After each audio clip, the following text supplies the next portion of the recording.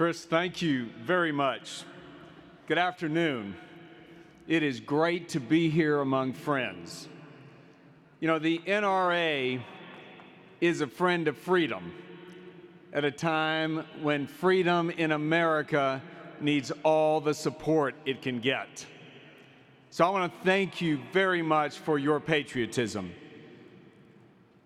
All of us have come here joined in a common cause, to stand up and fight for one of the greatest documents in history, the United States Constitution.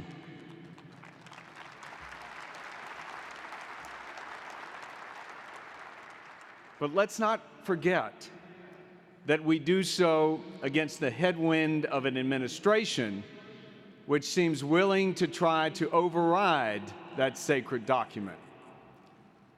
Their tactics include judicial activism, executive orders, and yes, sad to say, a belief that they know better than our founding fathers what kind of country this should be. Well, the tradition and the gumption of the NRA mean you fight for freedom and you fight for constitutional rights like the Second Amendment.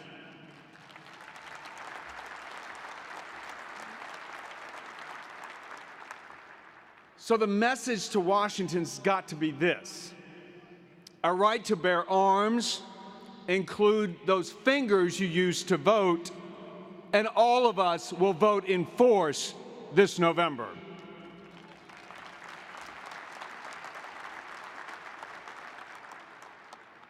As so many have said this afternoon, this upcoming election will determine the direction of our country. It will determine whether power keeps growing with big government or shifts more in favor of the individual. Now, it's clear the President's policies have signaled an administration that wants more control over your life and all you do.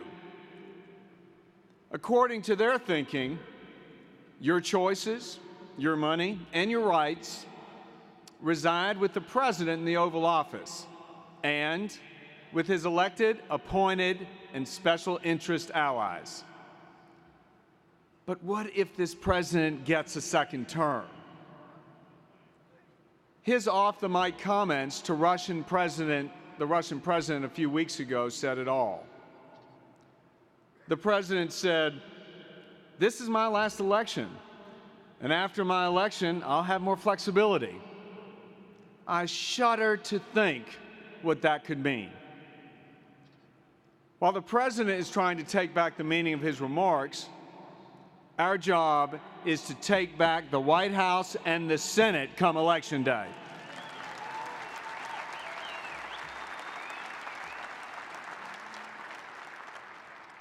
Working together, we can also add to the conservative Republican House majority and restore the meaning of a stronger, safer, freer America.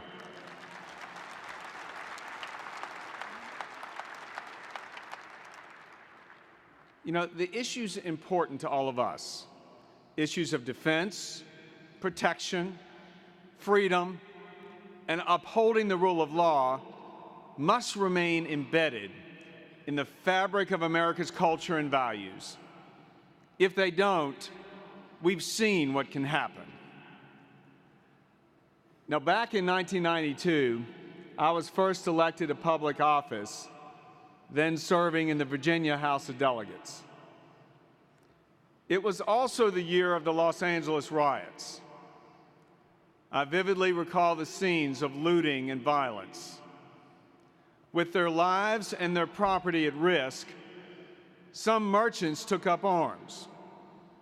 Now, TV cameras showed small business owners firing shots into the ground and in the air in an attempt to ward off roving looters. Now, predictably, the news media and many on the left sensationalized the situation, portraying it as vigilantism. But with law enforcement unavailable or otherwise engaged, those merchants were exercising their right to defend themselves, their families, and their property. And that right is sacred to all of us.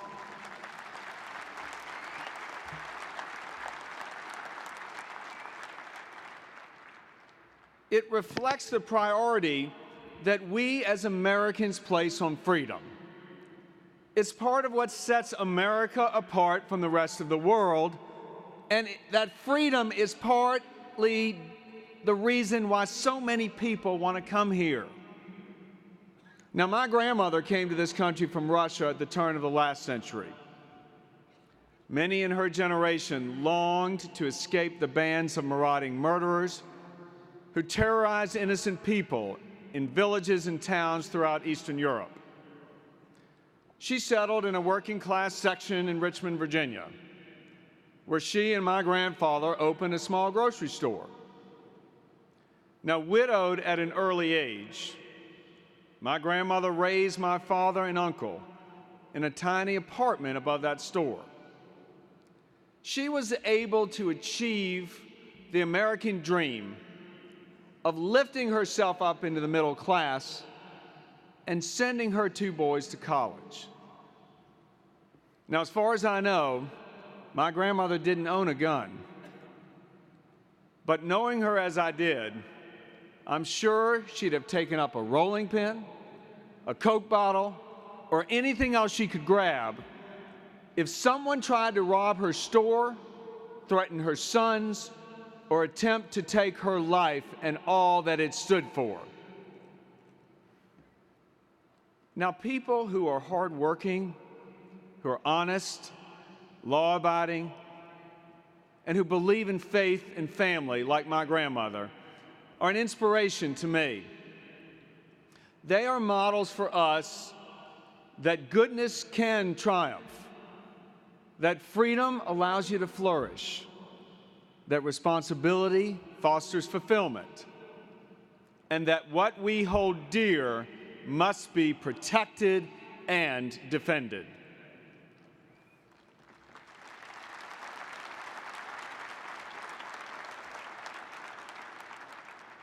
So all of these values are inherent in the beliefs of the NRA. And I'm proud to stand before you as a recipient of an A rating from the NRA.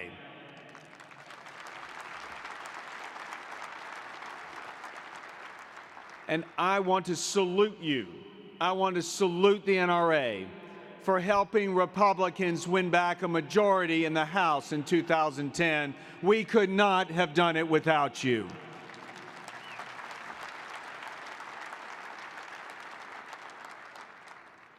Now, the privilege of holding a majority in Congress means more than just having 218 votes on a bill.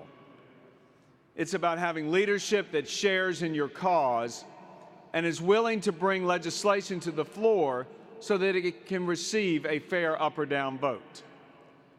Now, in the House, you have that kind of leadership, and I am proud to be part of a team that has been able to advance across the House floor the NRA's priorities. Most recently, reciprocity for concealed carry permits. Now, unfortunately, many of the NRA's priority bills are stuck in the Senate. But if you and all the NRA members across America rally behind our party in November, together we can flip the Senate to a majority of allies.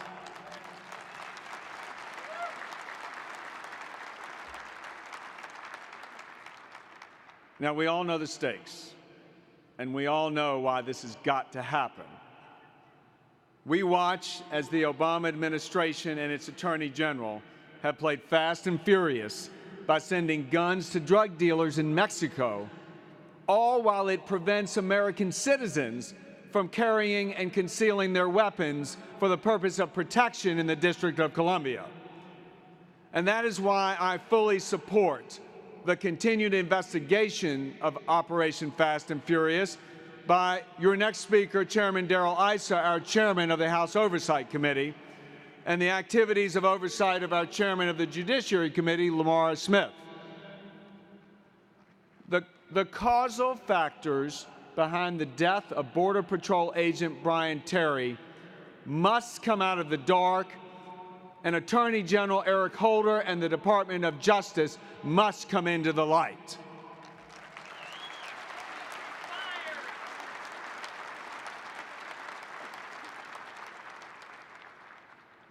Now, Article 1, Section 8 of the Constitution empowers Congress, among other things, to repel invasions.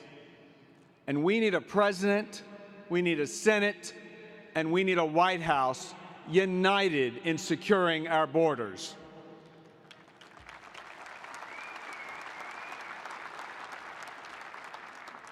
Our borders must repel invasions from illegal operations, whether they involve trafficking in people or guns. We need a president who doesn't think people are bitter when, in his words, they cling to guns or religion. We need a president who recognizes that the ultimate bearers of arms, our military, must be right-sized into efficiency, but not downsized into inadequacy. We need a president who understands that excessive taxing and spending is the cause of, not the solution to, our fiscal problems.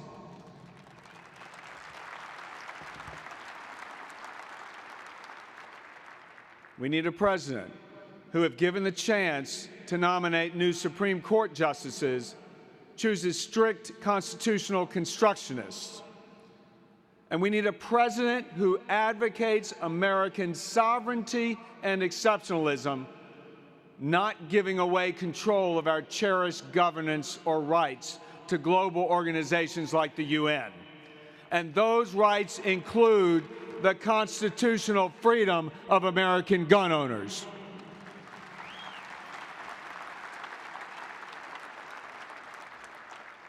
Now, we need a president who recognizes that an organization like the NRA is a special interest group whose special interest is to make America stronger, safer, and freer. We need President Mitt Romney.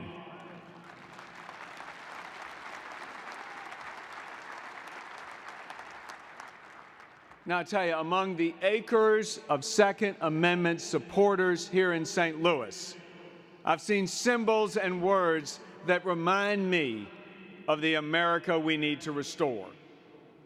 Now, one of those items is the T-shirt showing the Don't Tread on Me flag, depicting a coiled rattlesnake. Now, it was the first flag ever carried into battle by the U.S. Marine Corps during the American Revolution. As described by Benjamin Franklin, the coiled rattlesnake on the flag is a symbol of the American colonies, an emblem of vigilance. Now, Franklin wrote in an essay that the rattlesnake, quote, never begins an attack, nor, when once engaged, ever surrenders. He added that the rattlesnake never wounds till she has generously given notice, even to her enemy, and cautioned him against the danger of stepping on her. Franklin called this a strong picture of the temper and the conduct of America. It is also a strong picture of the temper and the conduct of the NRA.